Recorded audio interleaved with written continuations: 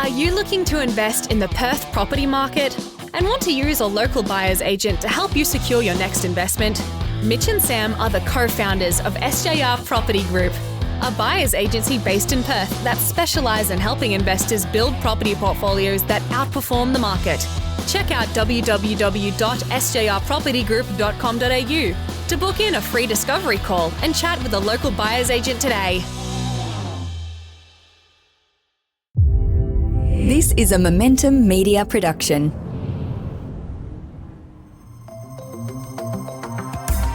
Welcome to the Smart Property Investment Show, the podcast by investors for investors. Oh, g'day, how you going? Phil Tarrant, host of the Smart Property Investment Show. Hope you're well.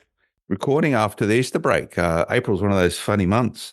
Usually they bundle up Anzac Day and school holidays and Easter into one sort of massive holiday or the short break behind it. And a lot of people sit there going, oh, wow, if I take 5 days leave, I can have 15 days off. And that's what the smart people do. I don't know if you can do it this year because Easter being so early, but we're recording this after the Easter break. And no doubt a lot of people sat around and ate too much chocolate and maybe drank too much wine. But I know a lot of people use periods of time where they get some time off to think about buying property, selling property, financing property. And it's funny how you see a spike of interest in online activity during this period of time and also downloads of podcasts. So when people have more time, they invest in their own education, and podcasts, thankfully, are very accessible and available to people these days, including the Smart Property Investment Show. And we're sort of nearing a massive milestone of downloads, which I'll report on soon. But what I've seen over many years recording this podcast is the degree to which people want more information about mortgage finance, and this realization or rationalization for a lot of investors when they work out that investing in real estate is not about investing in real estate. It's really a game of finance and how well you can approach financing, manage your cash flow, manage your budgets, and access more money or more debt as an investor at the right period of time can really amplify your ability to be successful as an investor. So that's like a light bulb moment for any people when they sit there and go, oh yeah, this is about finance first rather than anything else. And they can rely on how they approach this aspect of it. Thankfully, more people now use a mortgage broker than don't use a mortgage broker. I think the current numbers are 70% of all new loans originated via mortgage brokers. You would have heard me talk recently about the realignment of a lot of banks in relation to branches. I know Bank West, for example, is closing all of their bank branches now and being largely a digital bank, and Bank West being the CBA for where they're channeling most of their mortgage broker work, rather than CBA would rather you go into a bank branch or directly with them, and they've got a big digital mortgages program now. But brokers are still the dominant force in lending. I think you'll see that moving forward. Hence the reason why I personally invested in a mortgage broker company, as you know, and I use them myself now for all my lending, Finny Mortgages, finny.com.au. And I'm happy to talk about them because they do a good job. I use them for my mortgages. They're able to navigate my stuff. And if you're able to navigate my stuff, I guess what? You probably do most mortgages for most people. Just go and ask them and they'll tell you. But very capable outfit. I bring their brokers onto the show every now and then because I know more Australians want to know about borrowing and lending. And because of my relationship with this business, I get to ask the hard questions and I know them pretty well these days. So I normally go down to them and say, what are we going to be talking about this time around? And they'll give me a sense for where the interest of the market is right now, or the sort of questions they're getting. So it's very much ground truth. And one of them is around self-managed super funds.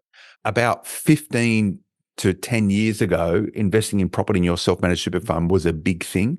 There was a lot of companies out there, inverted commas, spruiking this. A lot of those companies don't exist anymore. It was a bit of a quasi-regulated, cowboy-esque, Wild West period there where there was a lot of people out there championing all the reasons why people should be borrowing heavily inside of their super fund to invest in property. Some of those spruikers, inverted commas, weren't necessarily doing the right things, and it sullied the sector for a little bit of time. The government gave a lot more oversight, and running in parallel with that was that a lot of the lenders increased the mortgage rates on self-managed super funds. So the benefits of doing it waned a little. You weren't getting the cash flow outcomes that you wanted inside of the super fund. Fast forward to about 2 years ago, the bank started tightening up the lending around it. However, in line with that, the numbers dropped as well. So not parity with out of self-managed super fund lending, but the rates were much sharper and cheaper. I hold property inside of my self-managed super fund as part of a diversified portfolio base with shares and other assets. But a lot of Aussies now are looking at how they use their self-managed super fund with strong self-managed super fund balances. I don't know exactly the numbers now of SMSFs in the market, but it is growing. It's growing rapidly. I'll report back on that last time. But there are still some myths in regards to self-managed super funds. There's not as many lenders that provide loans inside a self-managed super fund, but you're surprised who does. I want to get into some of that today.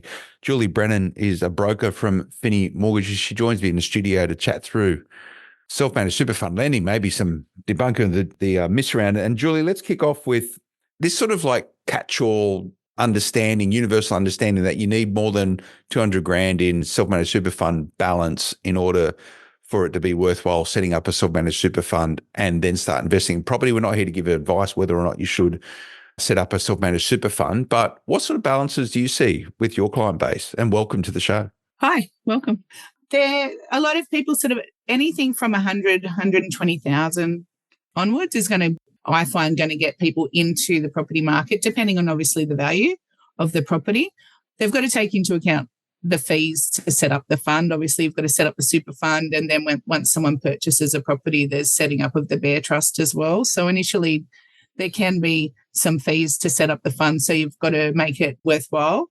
We've got probably about 5 lenders on our panel that do SMSF lending, and at least 2 of them don't have a minimum balance that's required for any lending, and they don't have what's like a net asset position after. Some of the banks want to have a liquidity position at the end of the purchase, but we're finding there's a few lenders on our panel that don't have that net asset requirement after the settlement, which is sort of opening up, I guess, the doors for people to get in with a lesser balance than what they thought they needed. And I'm not advocating by any means whether or not property investors should or shouldn't invest inside a self-managed super fund. That's outside of my remit. I'm happy to talk about components of it. That's a discussion you need to have with your accountant. I can talk about my experience and to what Julie just spoke about there. If you have a self-managed super fund, you essentially are in charge of a fund, a financial instrument, and there's requirements around that in terms of audits and liquidity positions and some of those other things Julie spoke about. So not for everyone, and your accountant or financial planner can give you some insights in and around it. But Julie, this idea of $200,000 in a collective balance, and that could be 2 people contributing into the fund. So you're saying that you're seeing balances of 150 or so, and that's getting people into property with what, a 20% deposit usually? Yeah, most of the super funds, they'll go up to 80% maximum LVR, and they do tier their rates as well. So if people have got 30% deposit, they're borrowing at 70%, the rates will be a little bit better. Because I think one thing that people don't understand as well, there's super fund lending, it isn't in line with normal retail lending investment rates. So they do sit probably about 1% higher than what the standard residential investment rates are as well. So if you're getting, call it 6.5% standard resi interest only for investment purposes, that's probably a fair rate. You're probably about 7.5 to 8. Yeah, at the moment they're sort of about 7.7, 7.8 for interest only, a little bit less for obviously principal and interest. Yeah, and what sort of savings you get at P&I? You're probably, 30 basis points or so, a bit sharper, low 7s? Yeah, some of the P&I rates are sort of sitting at about 7.5% from there onwards. Okay. And again, this is part of your investment strategy. Number one, do I invest in property inside of my self-managed super funds? Question for an accountant.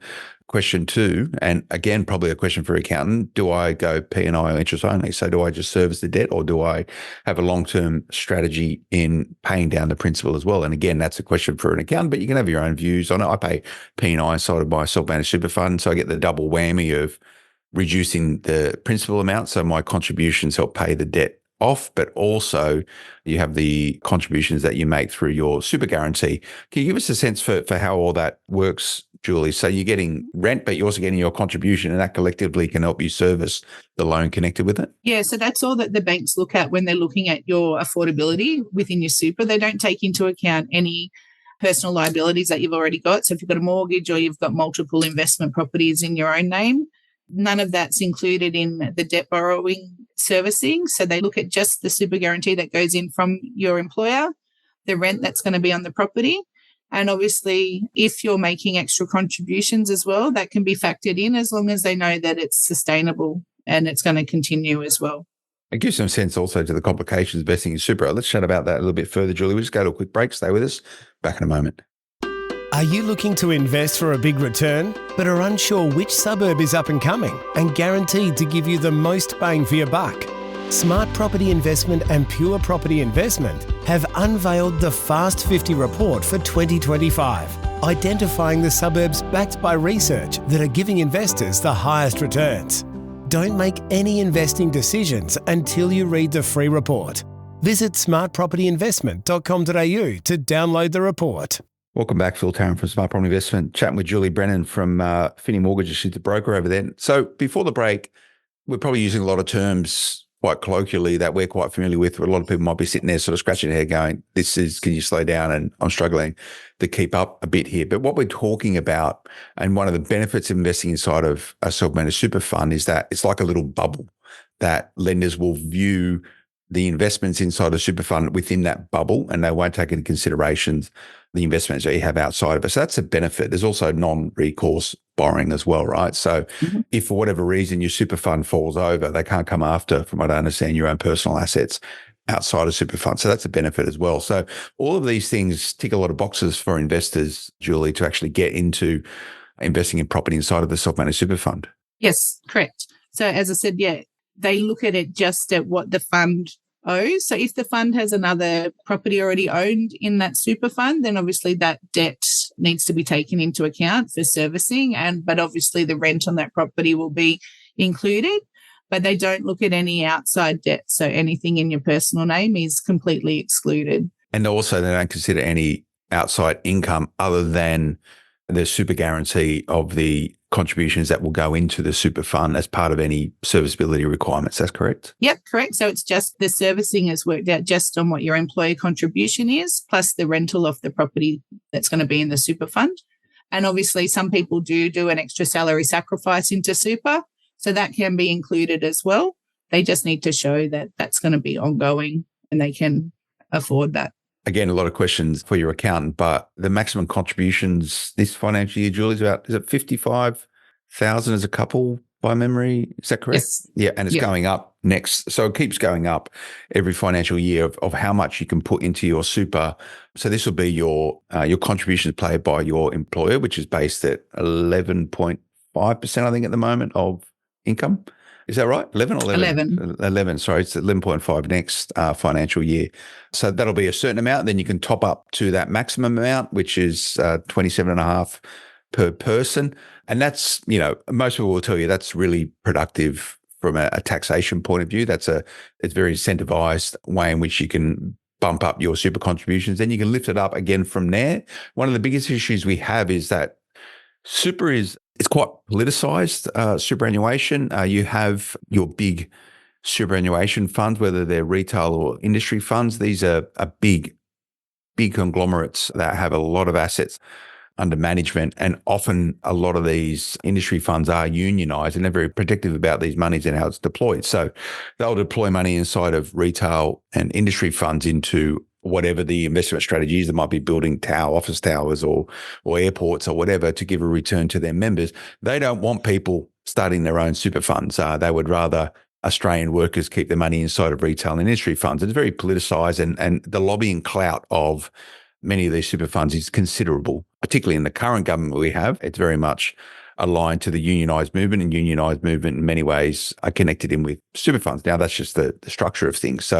But what happens is that the clout put into maybe shaping some of the policy decision makings of the government and super fund can curtail some of the benefits of self-managed super fund lending. And you can say, well, that's not right, but that's just the way it all works. However, there's a big question mark about how Australians can invest inside of the super fund moving forward. And the rules that we have today might not necessarily be the rules that we have tomorrow when it comes to self-managed super funds. So there's inherent risk in doing that. We know what the rules are right now in terms of the contributions. That's great, but they're trying to put caps in place where they don't think it's appropriate for more wealthy Australians to be holding very large investment assets inside of their super fund, getting inverted commas taxation benefits from it, rather than sitting outside of the self-managed super fund where the government can probably get more of it. So this is a big issue. So it's really hard to make decisions today with a basis or a view towards what it looks like tomorrow. Now, some of the caps on super funds, once it gets above sort of 3 or so million, cannot be potentially as tax effective as investing outside of your super fund. So this is where you really need to be working with your accountant and also your financial planner, or wherever you get your financial advice from, about how you go about building assets inside of it. So if you're investing in property in a self-managed super fund and you pay that debt down over 25 to 30 years and you have an unencumbered asset that grows in value, you might find yourself over and above whatever caps they may be putting in place into the future. So you don't know. You just don't know what's going to happen. Julie, do you have many of your borrowers sort of concerned about changing rules inside of the super fund and therefore are hesitant to invest in property inside of it? I haven't had anyone, to be honest, at the moment flag that as a concern. Well, I'm finding, me personally, and I know the other brokers in the team, I'm seeing more and more SMSF lending come through. A lot of more people are sort of investing in that. And whether it is because they're finding they've got a portfolio outside of super at the moment and they may be tapped out with their borrowing capacity, but they've got a large balance of cash or large balance sitting in their super. So that's a way that they can diversify and purchase property through that and then retain some in the industry fund to still be invested in the property, in the share market. Yeah, I see a lot of this personally with people who, imagine a couple with mainly PAYG employees. So they get to a point in time where the bank, where they get tapped out in terms of lending outside of super because their income doesn't match or give us a serviceability, particularly in this market, to continue investing in property. So, the obvious next step for them and often a recommendation of their financial planner or accountant is, hey, have you thought about setting up a self-managed super fund? I see a lot of it, police people, teachers, nurses, people with good regular income just get to a point where they can't invest anymore, so they look towards their super fund. And I see it work well. There is a thing, again, it comes down to your strategy with your super fund is that do you just buy and hold or do you transact inside of your super fund? And both of them have merits. Again, speak to your accountant, financial planner. But do you see a lot of people sort of buying and selling inside of their super fund, Julie, or is there mainly people doing like longer term P&I mortgages with a view towards paying it off in time? I've had a couple of clients recently that have sold a property, but then they are purchasing another one as well. So it may have been that property may not have been performing as they wanted to with regards to the rental returns, or it may have been that they just felt they had made the property growth in that. They want to sell it and then use the cash that they've made from the sale to then invest again. Do you invest inside of super? I do myself, actually. I bought a property towards the end of last year with PPI, and that was a great option for me to get into the market because I had owned property in the past and then life circumstances. So I had a large cash balance sitting there that I was able to purchase a property in.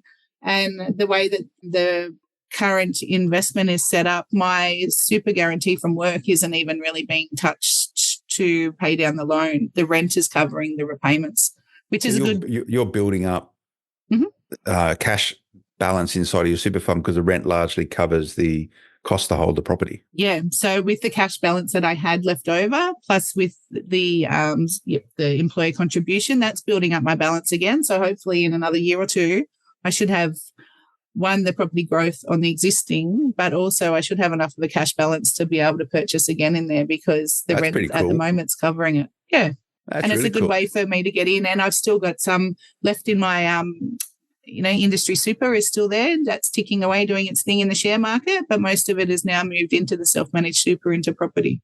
And again, you need to speak to your account about these type of things. If you do set up a self-managed super fund, some people still keep a balance inside of their industry or retail fund because they may have insurance connected in with. A lot of people there was a requirement for life insurance inside of super funds some time ago. I still carry some insurance inside of my super fund. That's the only reason why I kept it active and alive, because I just went, oh, well, it's there. It's not costing me too much. So happy days. Same with my wife. So this is where you do need advice around this stuff. You can't do this stuff in isolation, and you're going to need the taxation and compliance support around it. But decision making inside of your super fund is another thing. Let's sort of dig into that a little bit further. We'll just go to another break. Stay with us. I'll be back in a moment. G'day listeners, Sammy Gordon here from Australian Property Scout. If you're loving all the property investment content over here at SBI, you will love the Scouting Australia podcast. Hosted by myself alongside my good mate and experienced investor Jimmy Ibrahim, we unpack everything from real investor stories, mindset hacks, and a massive amount of property investment strategies and much, much more. Check us out over at the Scouting Australia podcast and take your investing to a new level. G'day, Phil Tarrant from Smart Property Investment, chatting with Finny mortgage broker Julie Brennan. Are you enjoying being a mortgage broker, Julie? I am. I just had my 2 years today, I think, at 2 Finney. years So of that's Finney. exciting little Wow. milestone. Congratulations. It Yeah. is. It is. Yeah. What are you a better mortgage broker today than what you were 2 years ago? I think I am definitely. The diversification of the clients and the loans that I'm writing is a lot more than what I was doing previously. So it's been a good learning. Obviously, I had previous experience as a loan writer, and before that I was a branch lender. So I've had a lot of experience in the industry, but this is really supercharged, I guess. Yeah. Supercharged everything. Do you think borrowers today are more informed than what they were, say, 10 years ago when you were working inside a bank branch? Definitely. And I think it is because of pieces like this, the podcast. I think a lot more people are doing their own education rather than just relying on what their local branch says. So, definitely. And it's the reason why more people are using a mortgage broker, because if you walk into a bank branch, they're going to say, here's probably one or two products that you can use. And they're not going to be sort of viewed towards the competitiveness of other markets. Where you go to a mortgage broker, they're going to go, here is umpteen number of different solutions for you. So it just surprises me continually, Julie, how people will spend hours, if not days, trying to find a cheaper flight or a cheaper hotel. And they're so price conscious around it, and they'll be haggling for more commodity-based purchases, or a new dress or a new TV or a new dishwasher or whatever, right? The mind boggles that people don't do that when it comes to getting a home loan or a mortgage for an investment purpose. It's just crazy. I think a lot of people, if they have sort of always used their local branch or their bank that they bank with, they feel they may be comfortable with that. But also too, I find a lot of people definitely that we sort of are connected with through the podcast, they're wanting to look at what else is out there, especially now with some rates rolling off the fixed rates as well.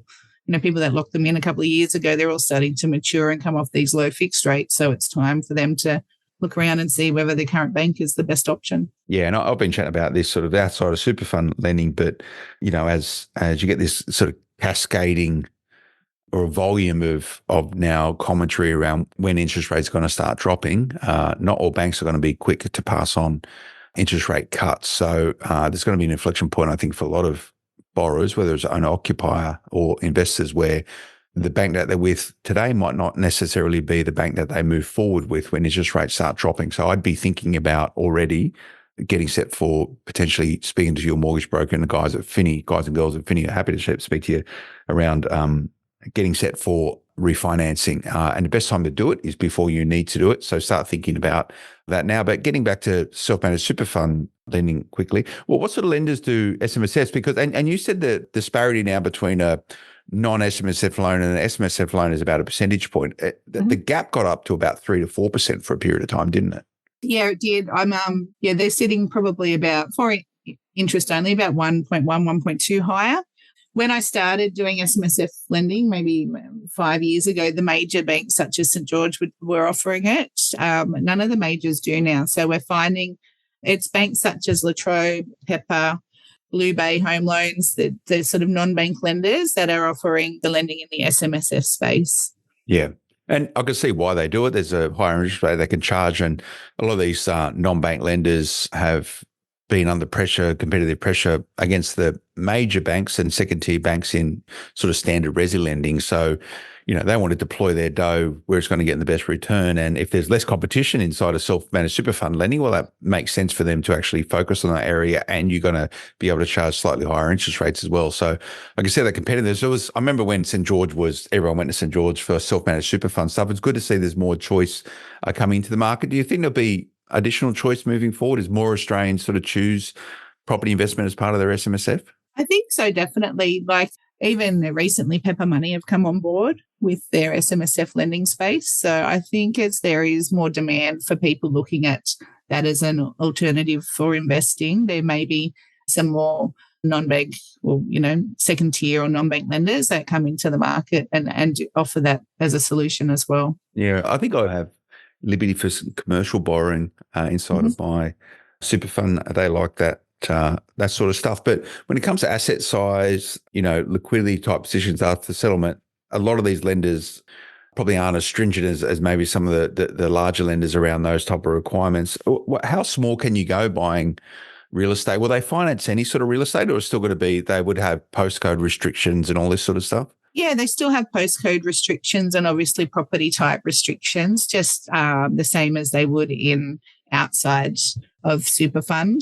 But, you can probably purchase properties around 300, 350 and only needing to put in 100,000 or 120,000 in cash. So it does make it very, enticing, I guess, for people that might have a balance of 200 in super. They're like, hey, I could use half of it to buy a property and then half of it's still sitting invested elsewhere. Yeah. And again, that's a question of account. One of the limitations of investing in property inside of your super fund is that you can't deploy a lot of the tactics that you would do outside of super in terms of manufacturing equity. So by doing renovations or, developments or all this sort of stuff, you can do repairs and maintenance inside a super fund, but you can't actively change the inherent makeup of the property. So you're reliant on market conditions to be supportive of holding the property and also capital growth around it. So again, speak to your account about that because there are quite a lot of limitations with what you can do to your assets, and therefore that might change the type of assets that you buy as an investment inside of your super fund. But I imagine, Julie, with some of the numbers you're speaking about there, I don't know how many properties in Perth are currently being purchased by investors. I reckon a lot. And how many of them would be in self-managed super fund? I don't know if those numbers are available. Yeah, we're seeing a lot of contracts come through for purchases in Perth from clients that are dealing with buyers agents, some within super and some out. So it is a very hot market over there at the moment. As you said, with regards to the restrictions, the property has to be rented or it has to earn an income from day one. So people that sometimes want to look at construction, that's not an option within the super fund space.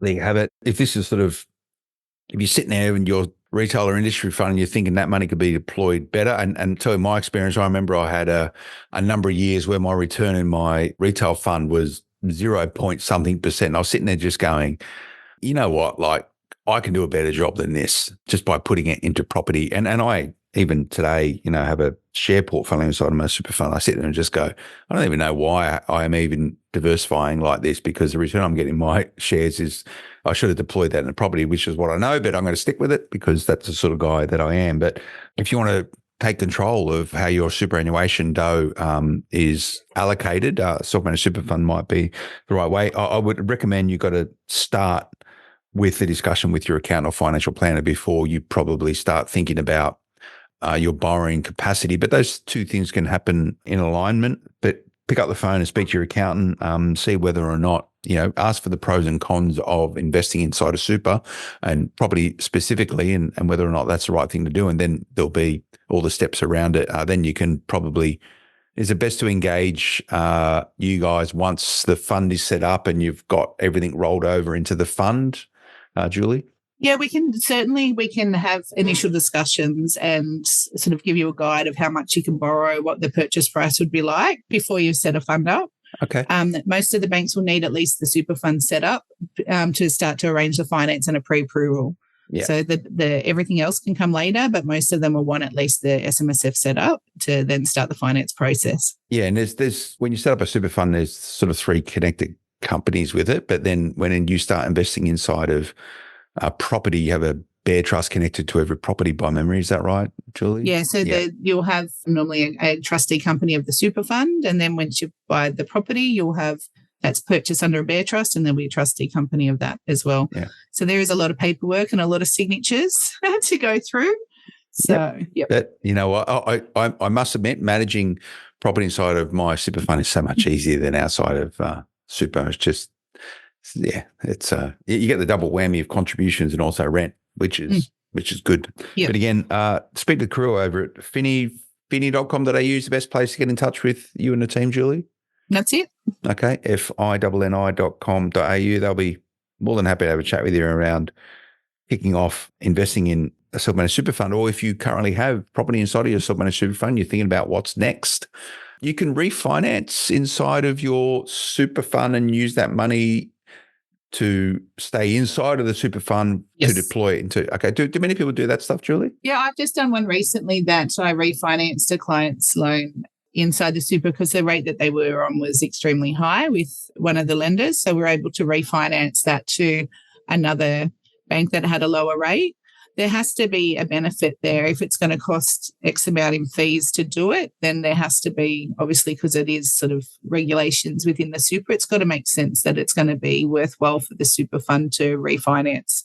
But it is definitely an option. So if you can refinance, you can extract that equity, that funds then stay inside of the super fund, but it's not considered a contribution. It would just, this is an accounting question. Yeah, you can refinance the existing balance. You can't draw against the equity in the property, so you just you can't cash out against any equity in the property in super, but you're obviously refinancing to a lower rate, which is helping pay down that loan or give you more liquidity funds inside your super to go again. Okay, well, there you go. It gets a bit complicated. Speak to your accountant. Julie Brennan, broker at Finney, thanks for your time today. Thank you.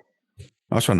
We'll keep these conversations up and around financing. I think as we sort of move into a downwards rate environment, there's going to be a lot of discussions around what you do and how you do it. I'll be covering on smartpropertyinvestment.com.au. I bring the crew in from Finney Mortgages to give us insights about what they're seeing, what the smart investors are doing, and whether or not that resonates with you and how it can shape your investment decision-making. I hope that is of benefit.